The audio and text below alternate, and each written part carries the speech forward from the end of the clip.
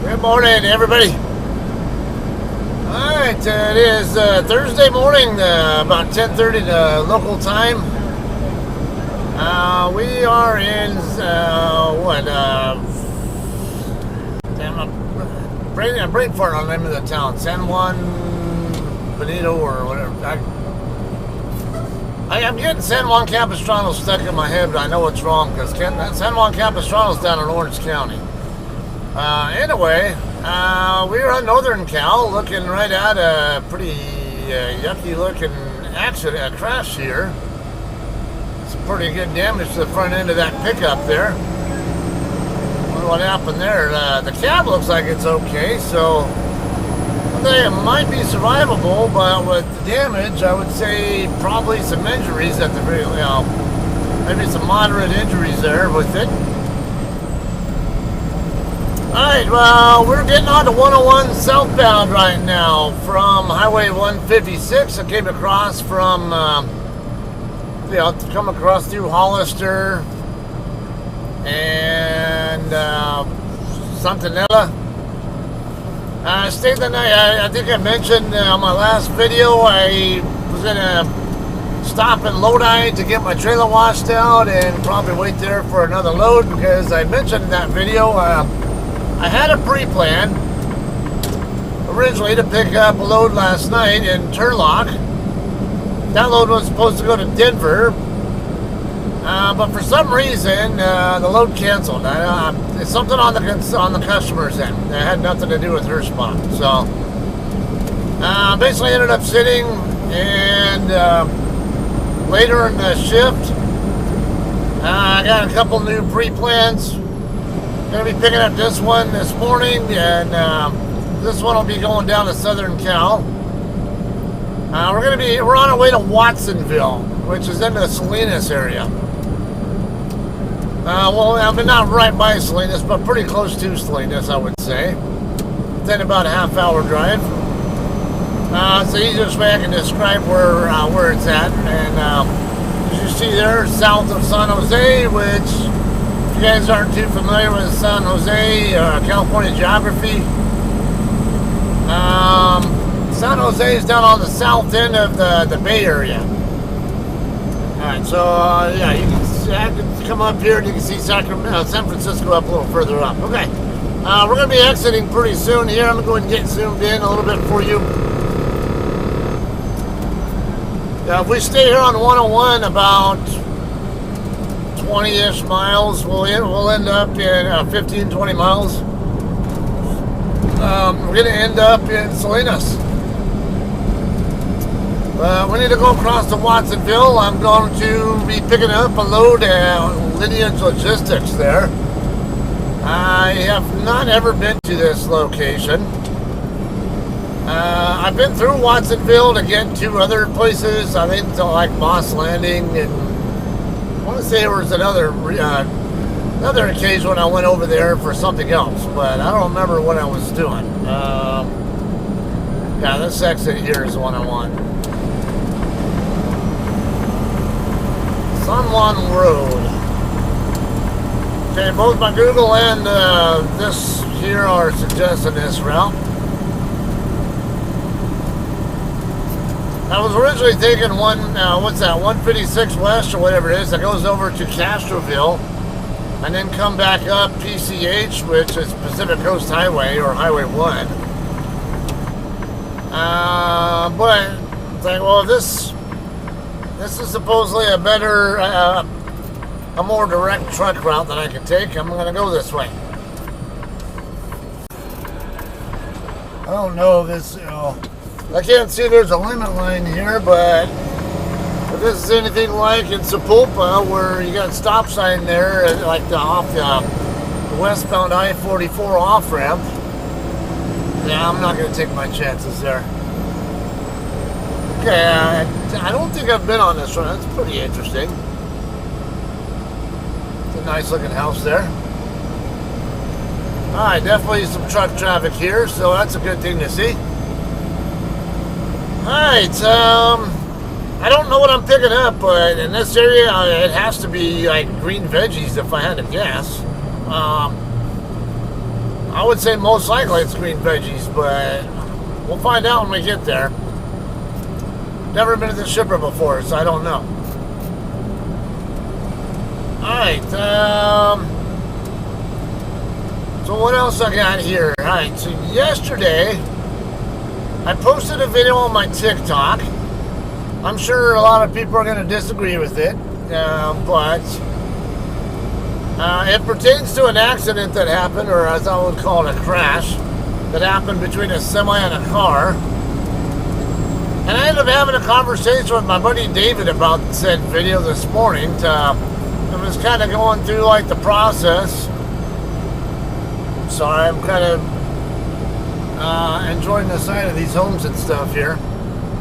Some pretty, some nice area here. Some older structures and stuff here, but some others that are nicer and newer looking. The hell is that thing? Some kind of a donkey, I guess. I don't know. It's got like really kind of a thicker fur coat on it, like it's meant for colder weather environments, kind of like a red Highland cow, whatever. If you guys aren't familiar with those, they are large red cows that have really thick fur coats, because they're basically acclimatized. They're adapted. Their bodies are adapted for cold weather. All right. Anyway. Alright, so what happened here was this truck was driving down the road. As soon as the video starts, there's a Peterbilt dealer right there on the right side next to him. And I don't know what the business was on the other side. I don't know where this happened at either. But evidently there's an airport on the left side of the road, because there was an airport control tower right there on the a little bit further down on the left, pretty close to where the collision point was at. What happened was the car came out from a intersection there. It was a one-way stop. The trucker had absolute right-of-way. Car made a right turn out and to go in the same direction as the trucker, and pulled out right in front of them and got rear-ended. And there's no doubt about it, the car was at fault. Question is, how much are they going to be liable for with the monetary damages when it gets to court? That's what it ultimately boils down to. And when you have something like that happen, what kind of injuries are you going to have if you're involved in it, regardless of who's at fault? Are you going to survive it? And even if you do survive it, what kind of injuries are you going to have? Are they going to be permanent, or are they going to be temporary that you can fully heal from? A lot of things to consider here, guys. Long story short, this is the mentality with trucking. You don't want to be in a collision of any kind for any reason. Doesn't matter whose fault it is, even if it's the other guy's fault. If you could have, or if you were doing what you were reasonably supposed to be doing at the given time and situation, location, you should be able to avoid an accident. If you can't, then there's a question of is it something that can be considered a non-avoidable, or is it something that we're going to have would be considered you were doing something wrong that contributed to it, even if it was the other guy's fault? And that's what happened here. They had the trucker. Now, my best estimate, just looking at eyeballing the video, I thought the trucker was doing somewhere around 50 miles an hour. Now, that's I'm guessing the speed limit on the road that it was on was probably in the 50-55 range, perhaps. Okay, well, that's the speed that is considered reasonable in normal conditions. That means the road is dry and normal traffic conditions. But when you add in wet, or damp, wet, snowy, icy, or slushy, whatever conditions, let's think about this here, guys. If you, let's just say, between those non-dry conditions, what would be the condition you would be most willing to drive the fastest on out of what's left there? Between damp, wet, snowy, slushy, and icy. So for me, the order that I would go in would be damp. And then maybe I would consider wet next. I would definitely slow down more than on damp road if it's wet. If you get more water accumulation, it's a lot more greater risk that you're going to hydroplane. Then I would go for snow packed or snow covered. The snow covered actually you have pretty good traction. If you ever been in winter weather, try walking around sometime. See how easy it is to walk around on a snow packed surface versus an icy one versus a slushy one. Kind of common sense here to me. Alright, so snow would be the most ideal if I'm going to be in winter type of road condition. And then I would say maybe slushy. And then icy would be the absolute worst. You don't want to be on an icy road if you can avoid it. Alright, well, the road was clearly on the slushy side. And so that kind of dictates driving a slower speed than what might normally be okay there. But now, I put this video into my video editor to see how many frames it took to go a known distance, which was these hash marks right here in the road. They're a known distance apart. From the start of one hash mark to the start of the next hash mark. I went on a road that I thought I could have been on in Denton, Texas. It could be somewhere else. It might be somewhere totally different. But it's a ballpark. And I ended up figuring out that the distance is right at 40 feet from the start of one to the start of the next one, at least on Google Earth. Okay, well, and then it turned out when I had my video set to 30 frames per second, it took 17 frames for the truck to cover one hash mark to the next one. The math comes out to 48 miles an hour. Doing 48 in a 50 zone, what's probably a 50 zone on slushy conditions, is no doubt about it, too fast. Even if there aren't any obstacles there was a guy walking on the sidewalk there, and I'm like, what if this guy had lost control of his truck? And the guy is just minding his own business on the sidewalk, and gets plowed into and killed because this trucker was driving too fast for conditions and lost control and freaking ran right into this guy, because he went zipping right by that guy. And now the trucker did do a pretty good job of trying to avoid the collision, but he still hit pretty good amount. But he got stopped very quickly after the impact happened. So I have to think that had the driver been doing something more like 35, 40-ish or something, maybe. Let's say 35. I might be a little out, because think about it. You go to a court and argue this in front of a judge and a jury on, if you got $80,000 in between damage and medical costs. How much are you going to say the car driver and or their insurance should be responsible for, and how much are you going to say that the trucker should be responsible for? Obviously, because there's a right-of-way situation here, and right-of-way always trumps lack of right-of-way, so by nature, the car is going to have majority fault. They're going to have more than 50% of the fault, but how much more than 50? I absolutely would not say 100%, because if you can definitely say that the truck shouldn't have even been new more than 50, 55-ish, on dry conditions, and in slushy conditions, they were definitely going way too fast. And had they been going at a speed that would have been considered more reasonable for those conditions, would there have been a collision at all? And I would say absolutely not. Would have been more time elapsed between when the car first pulled out, when he arrived at the intersection, and it would have been easier to get to where their speeds matched or the car's speed was up above that of the truck.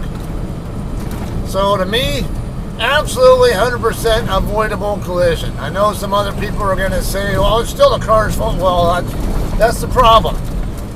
If you're out here driving and you just have that mentality that it's the other guy's fault and there's nothing that you need to be doing any different, you're part of the problem, not part of the solution. Would you want to be, let's say I'm here at this intersection there, or how about when we come up here? I'm going to be making a left turn right here on this street right here. When I start proceeding into the intersection, do you think I'm going to go proceeding in there and not watch for red light runners? Do I want to be involved in a collision and have to be on the side of the road for an hour or two doing a police report? Or possibly going to the hospital or whatever? Or having my truck out of service because now it's no longer drivable because some idiot had to run a red light? No. That's called pay attention. You see an unsafe situation, you don't willingly put yourself into an unsafe situation. You know, you don't make the unsafe situation even more unsafe. You deal with it. And when you have someone walking on the street, on the sidewalk, at grade crossings there, and slushy roads and all that, you know, that's called a piss poor defensive driving, guys. Doesn't matter who's got the right of way there. If you're, you should know that people might do that. If you're not ready for them to do that, then you're doing a shitty job with your defensive driving habits. And if you're doing a shitty job, then right off the bat there, you're going to be you're going to have some accountability if something does happen. You know, you get to a court of law, and then the insurance companies are going to decide, or actually the judge will decide, hey, there's $80,000 in damage here. And, all right, we're going to turn right onto Harvest. Damn it. Okay, so we might say that the car driver was 75% at fault, and the trucker was 25%. All right, well that's still $60,000 in damage to the insurance company of the car driver, and another $20,000 that the trucker's insurance has to cover. That's still money that they should not have to pay. Now, if you'd done your job properly, driven the proper speed, and avoided the collision that you could have and should have avoided, they would not have been out $20,000. And that means that your insurance, the result is your insurance rate is going to go up, or the company, the insurance policy is going to cancel your coverage and say you're too risky and we're not going to cover you anymore. And as a trucker, if you can't get insurance company coverage, you don't have a job either. That's why a lot of the major carriers that are especially self-insured, they'll cancel your insurance coverage, and because of that, guess what? You don't have a job anymore. Okay, I'm going to be turning right here on Harvest, and a building right on the other side there should be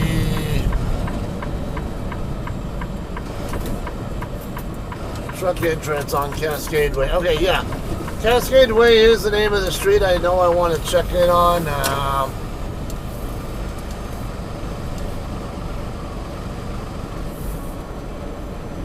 No overnight parking. I'm guessing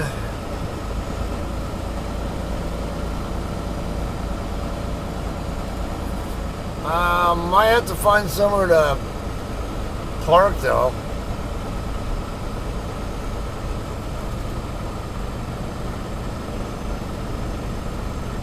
I think this guy's double parked.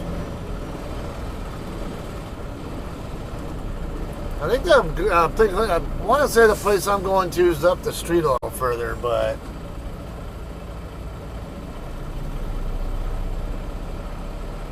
yeah, I don't know if I think the next building up might be where I'm trying to get to, and is this yours? Yeah.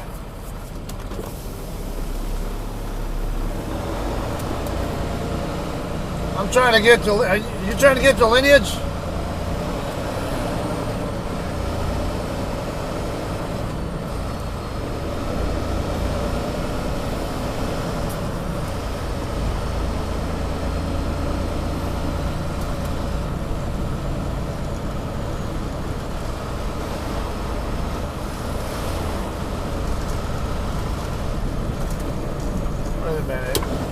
right here's Lineage.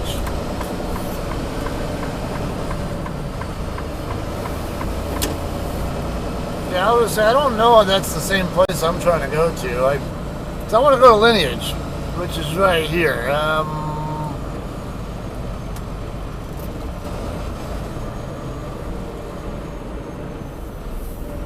I don't want to be blocking anything over here. Let me figure out. Let's figure out what we got to do to check in here and all that.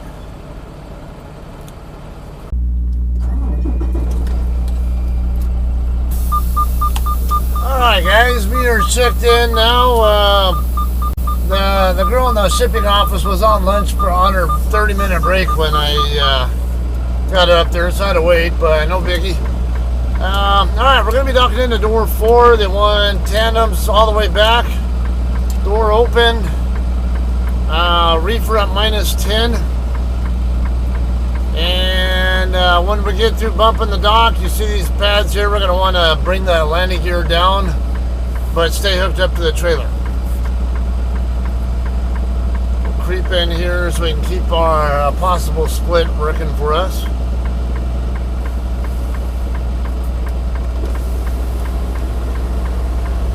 Also, make sure you have a safety vest on, or high-vis material on when you come here. This guy might come over this way.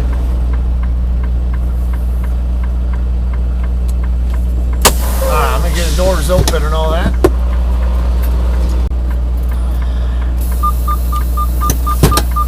Alright, yeah, you definitely want to make sure you have your vest on, because when the girl was coming back in, she walked by us to get inside, there was another driver there, Japanese guy, who was also there waiting to check in.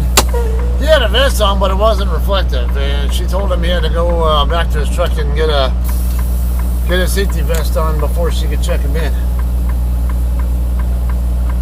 Or she could tell that this was high vis, so she didn't say a word about it to me.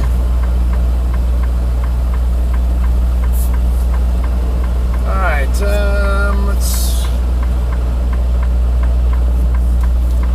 I think I might be able to work.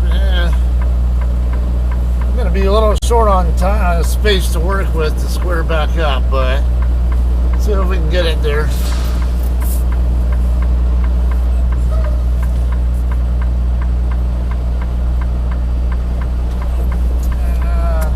I don't like the angle.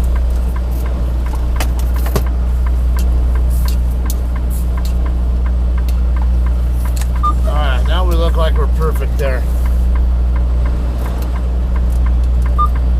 Come on, are you gonna creep or not, you stupid truck?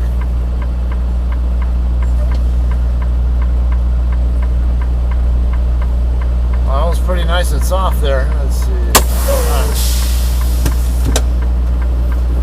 Okay, I'm gonna get my gear down and we'll have some more for you on the way out of here. Alright guys, we're done loading here. Just under 2 hours sitting here though. I'd rather have at least 2 hours here so I can do a short split and have more options to work with later on. So what I'm going to go ahead and do is just come over here and park and wait for the last several minutes so I can get the 2 hours minimum in, and I'll be on my way. This load's going to Metaloma, California. It's going to specifically to Lineage Logistics. Also, I talked to the shipping office, so we don't want to park here in this lot. I did ask about it, but she did say when when I come in the future, or either right where I was is fine, or the other option is in between the dock doors there's space there. It says you can park in between the dock doors where there's room there. Okay, so just in case you guys come here and you want to know about that. It was not super quick, but not slow at all either, I would say. Yeah, she was very helpful, so I appreciate her. And otherwise, yeah, now I have been to that Lineage before in Metaloma. believe that was the one right there off of Etowanda. It's like a block east of Etowanda over near Fontana. I don't know if I'll be vlogging that one though. I may not, but we'll see. Whatever the case, should be there later tonight, and hopefully I'll get enough time where I can do an 8-hour split, perhaps at home, and then go make the delivery in the morning. And all right, otherwise, appreciate you guys watching this. If you guys have anything for me, whatever, please do put it in the comments. All right, thanks a lot. We'll see you guys later.